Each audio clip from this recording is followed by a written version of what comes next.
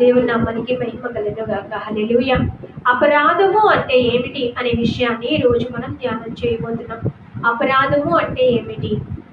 అపరాధిని యేసయ్య అనే కీర్తనలు చాలాసార్లు మనం పాడి ఉంటాం. కానీ అపరాధము అంటే ఏంటి? పరిశుద్ధ లేఖనం అపరాధముల గురించి ఏమని సెలవిస్తుంది అని మనం ధ్యానం చేస్తే, అపరాధము అంటే మనకి తెలిసి తెలియక చేసేటటువంటి తప్పిదాలు అపరాధముగా పరిగణించబడతాయి.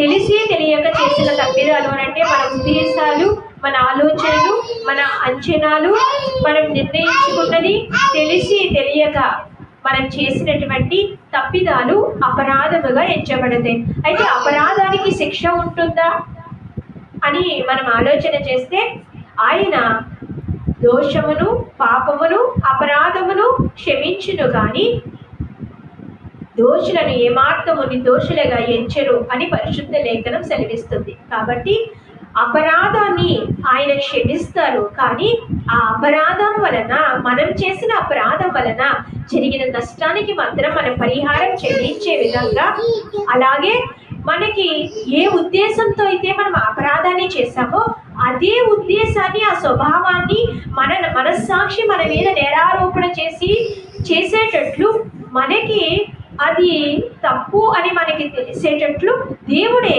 ఆ కాలగతుల్ని తిప్పి మళ్ళీ మనకి అదే పరిస్థితుల్ని మనకి ఎదురొచ్చేటట్లు చేసిన సన్నివేశాలు మన జీవితాల్లో ఉంటాయి.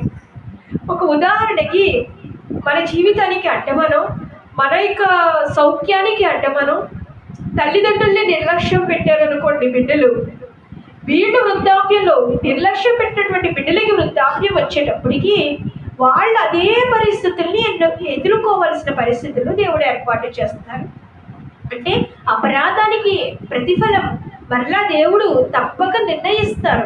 అపరాధానికి కూడా మనం ప్రతిఫలం, పరిహారం మనం తప్పక చెల్లించాల్సి ఉంటుంది. అయితే దేవుడు క్షమిస్తారు. ఇక క్షమాపణకి ఏంటండి ఉపయోగం? దేవుడు క్షమించేసరికి ఎందుకు? క్షమించానని చెప్పి ఒకవైపు శిక్షించడం ఏంటి అని మనం ఆలోచన చేస్తే, ఇక్కడ క్షమించబడ్డాము కనుకనే దాని ప్రతిఫలం ఈ జీవితం ముగిసిపోయిన తర్వాత తీర్పులో మనకి ఇవ్వబడదు. తీర్పులో ఆ శిక్ష ఉండదు. దేవుని నామానికి మహిమ కలుగును గాక. హల్లెలూయా. అలాగే మన అపరాధములను క్షమించడానికి, అపరాధ పరిహారార్థముగా యాగమైపోవడానికి కుమారుడైనటువంటి యేసుక్రీస్తు ఈ లోకానికి వచ్చి మన కొరకు ఆయన అపరాధ పరిహారార్థముగా మన కొరకు పరిహారం చేశారు కనుకని మనకి క్షమాపణ ఉంది. అలాగే దానికి ప్రతిఫలం ఆయన ఇక్కడ వేయాలనుకుంటే ఇక్కడ వేస్తారు, లేకపోతే దాట వేయాలనుకుంటే దాట వేస్తారు, లేదు కొట్టివేయాలి అని అనుకుంటే దాన్ని కొట్టివేయడానికి ఆయనకి సర్వాధికారం ఉంది. అపరాధముల గురించి ఈరోజు మనం ధ్యానం చేస్తాం. అలాగే నెక్స్ట్ వీడియోలో పాపముల గురించి ధ్యానం చేద్దాం. దేవుని కృప మనందరికీ తోడై బలపరిచును గాక.